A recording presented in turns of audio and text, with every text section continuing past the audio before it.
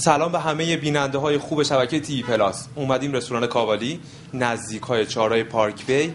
این رستوران یکی از بهترین های تهران، جای دنج شیک، بهترین خدماتو داره ارائه میده. به خاطر همینم تیوی پلاس اینجا رو انتخاب کرده برای یکی از ویژه ترین برنامه هایی که تا امروز خواهید دید. با ما حتما همراه باشین، این برنامه رو به هیچ عنوان از دست ندید. آقا خیلی خوش اومدید. متشکرم از شما. من سلام عرض می‌کنم خدمت شما و خسته نباشید میگم به همکاراتون عزیز. در خدمت شما هستم. مخلص شما باشید. خیلی لطف کردید که آقای فسنقری ما تقریبا از 10 روز پیش با هم تلفنی صحبت کردیم، آشنا شدیم. تنها به یه دلیل اومدن تهران بعد از 10 روز، اونم اینه که میخوایم یه کار خیری انجام بدیم امروز. اولین و مهمترین سوالمون راجع به شهرت شماست. اصلا دوست دارید اینقدر مشهور شدین؟ اصلا مشهور شدین؟ شهرت آقای فرانجان، من شهرتم لغت و واژه شهرت شما میگید. فقط این برای من خیلی جالبه که نه مردمم خوشحالن، واقعا لذت میبرن. ولی شهرت از اون کارانه که من دارم بهتون میگم نه، من نمیخوام که شهرت باعث بشه که من مردممو فراموش کنم.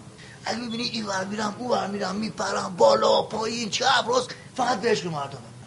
من دیدگاهم نسبت به شهرت اینه. اگه یه بچه کوچیکی رو منو میگیره مثلا میگه عمو حسین یه شعر واسم بخون، بعد مثلا من میگم باش میکنم تو تراره بود، من خودم واسش میذارم زمین خودم. بعد چه خبره این بچه هست؟ بابا این بچه اینم عشق داره، 4 تا کار درست انجام بدیم، 4 تا بچه 4 تا مریض رو خوشحال بکنیم، این ارزش داره برام. یه بچه یتیم نیاز داره ما بریم به سر بزنیم که خودتو خوشحال میکنه. خوشحال خودم خوشحال میکنم. من خاکی هستم از خودم این مردم. بازم میگم عشق خود این مردم میکنم، ایوان میرم چپ میرم راست میرم، ابرو میچرخونم، چشو میتونی میکنم بالا میدم، به عشق مردمه، همش به عشق مردمه. تو چند نفر به شما زنگ میزنن؟ یه ذره بهم کمک کنید، چون آقای مدیر برنامه روزی زیاد داریم ما. فقط ساعت 3 زنگ میزنن آقا شما واسه ما تیکی بیا. خب ساعت 3 من دوست دارم براشون بیایم، ولی خب ساعت 3 دیگه ما خوابیم دیگه. من الان با شما صحبت می‌کنم، تو کمرم خوش یه الان دونه برو حالا الان راحت. الان من بچه استان خراسان هستم. بله. دوستانی که محبت دارن به من زنگ میزنن، خب میگن فسنقری، میگن فسنقوری، مثلا فسنقری. من فامیلم اسمم حسینه و فامیلم فسنقری است و کوچیک همه شما هم هستم. پر انرژی.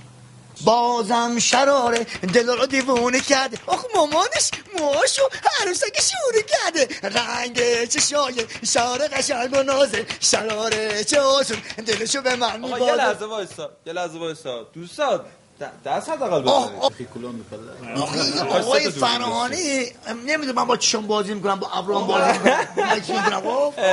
من میگم آقا فراهانی انرژی. حالا دستا بالا دختر خانوما دیگه بیان وسط، دیگه آقا پسرا برابم نمیشه برابم، کسی دیگه بشینه برابم، این آهنگ من برابم آروم بگیره برابم، همه با هم بازم شراره دل رو دیوونه کرد، آخه مامانش موهاشو عروسکی شونه کرده. حالا